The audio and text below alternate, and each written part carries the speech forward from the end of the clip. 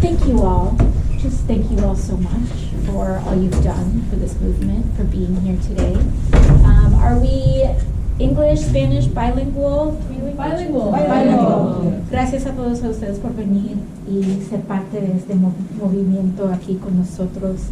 Thank you all so much for being here, part of this movement, porque aquí es una lucha para derechos humanos del siglo XXI. What we're fighting for are 21st century human rights.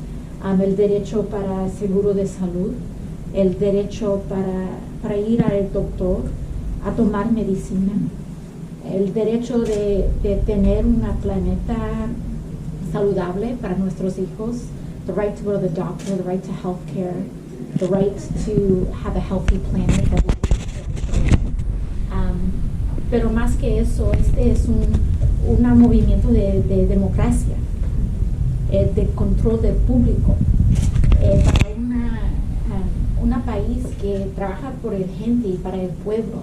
This is a movement, above all of those things, about democracy, where the public is in control of our destiny and where we can control our futures and in the establishment of those rights.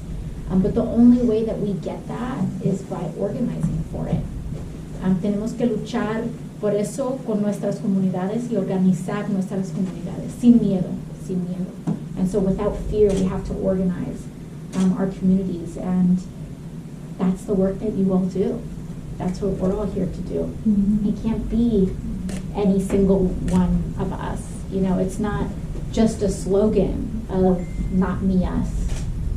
Es verdaderamente, se toma todo, se toma el trabajo de todo de nosotros. It takes all of us to do this, to get it done. And for that, I can't thank you all enough. It takes that solidarity, and it takes centering our neighbor in order to do this. It takes that not me, us, but it takes that fighting for someone we don't know. And I'm just happy to be here. I just got off the flight from New York just maybe an hour or two ago. So we're thrilled to be here for the weekend. So thank you all very much. I so appreciate it.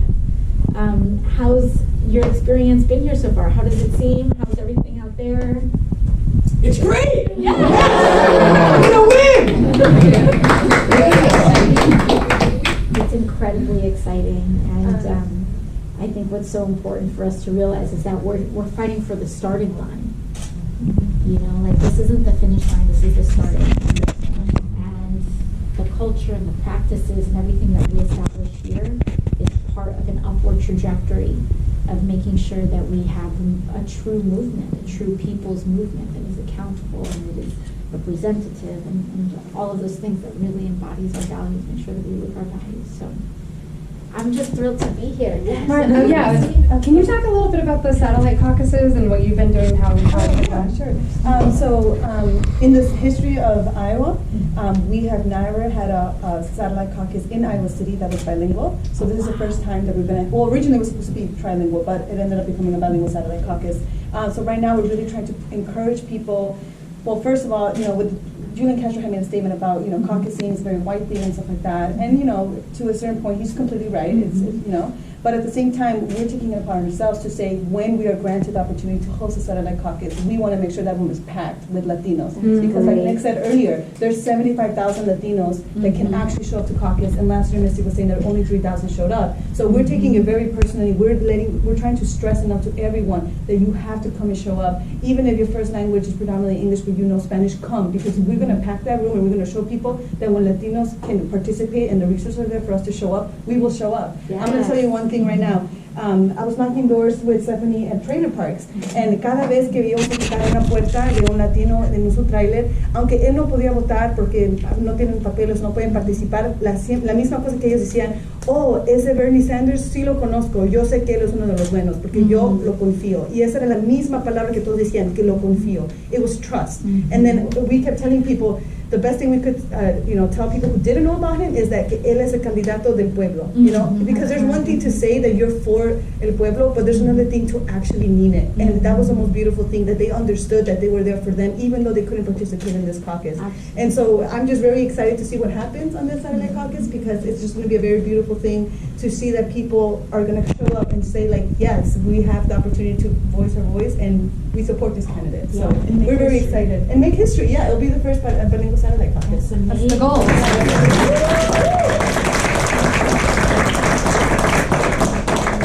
That kind of work is so important, especially just now and as our country evolves. The Midwest and the Southwest, these are becoming more and more Latino states. But not only that, but we also need to really check a lot of people's perceptions of Iowa and agriculture. Because someone's doing those jobs, right? Yeah, exactly. Because there's this idea of what a farmer looks like or what an agricultural worker looks like, and in truth, it's our community that's feeding this country, and they're playing a huge role in our food supply, but our community. But one of the things that I love about that is when I was running for office, cuando yo estaba postulando por Congreso 2 años atrás, 50% de mi comunidad son, 50% de mi comunidad somos inmigrantes.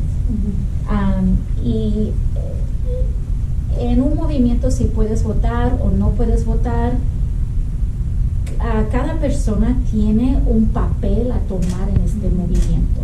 Whether you are documented or undocumented, whether you can vote or not, si tienes más de 18 años o menos de 18 años.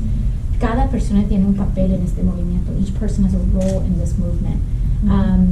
When I was trying to get on the ballot, there are certain people that could collect signatures in the state of New York. You had to be a registered voter, meet all these different requirements. But we would send teenagers who were younger than 18 years old to go to the BOE to take those signatures to verify them, to make sure that they could check. Or, we had folks who were undocumented, tocando puertas, and knocking people's doors, engaging in these conversations.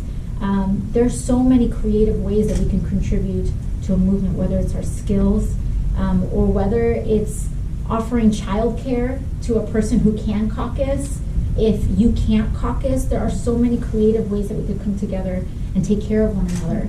And that's such an important part of all of this. So it's so important that we center that. I'm so proud of you all for being able to establish that caucus, especially a bilingual caucus. Well, we do it because we believe in this movement.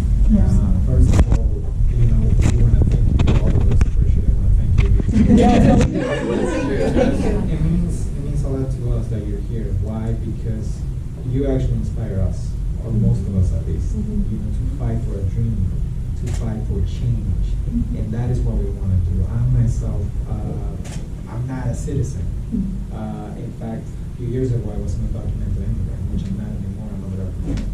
I'm proud to say it, I'm not embarrassed to say it, but I want change in this country. I want it for future generations. I want it for my children. I want it for my family. And that's why I'm involved in this whole thing. Because although I can't vote, I can actually make a change.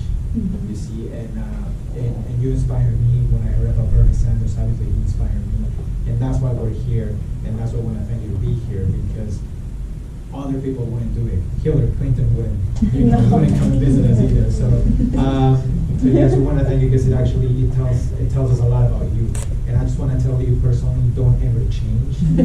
Seriously, keep fighting for the people like you're doing, and don't ever change. Just stay as yourself and stay as one of us, because you're representing us. Actually, you are our voice.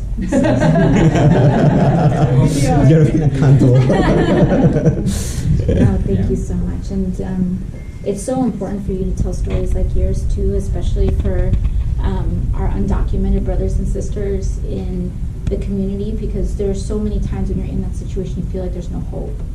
And it's so hard to envision a future for yourself, especially if you're undocumented, or especially if you're just an immigrant or Latino in this administration that can be so hostile it can be difficult.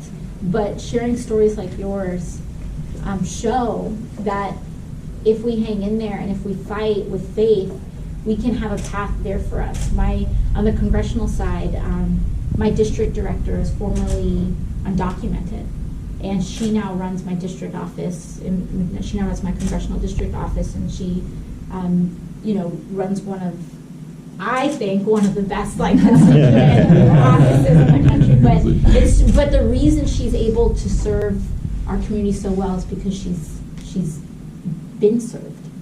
And so in turn, she's able to turn around and keep that door open for someone else. And that's what each and every single one of us has to do. And, and that's really what movement is about. We're here to prepare each other for each other's roles, because for every one of us that is in a difficult position today, it gives us the empathy and understanding and preparation to help someone who will be in a difficult position tomorrow. And for each one of us that are in a position of power or privilege or what have you in this moment, we have to prepare that position of power and privilege for someone else. And so all of that are really the underlying values of what this movement is all about. And it's going to take a lot of work, because this is not just about a presidential race. This is about the Senate. This is about the House. This is about your PTA. This is about non-electoral organizing. This is about DACA. This is about TPS. This is about Medicare for All. This is about Green New Deal. This is going to take so much more. But a couple of years ago, I remember when I was still working in the restaurant, I went through a phase that I think a lot of people went through, where I started just feeling disaffected about politics. Started to feel like, okay, is this just a show? And we just kind of pick a new pony every couple of years? Or are we going to do something for real? And when I think I was in that moment when I was checked out a little bit, where it's kind of like getting your heart broken. Like after you get your heart broken for the umpteenth time, you're just like, ugh, I'm never gonna date again, or like, I'm over, And that's, I think, how a lot of people feel, because our political system is about relationships, it's about faith, it's about how we feel about this country, each other, etc. And the thing is that tuning out never fixes that heartbreak, never fixes it.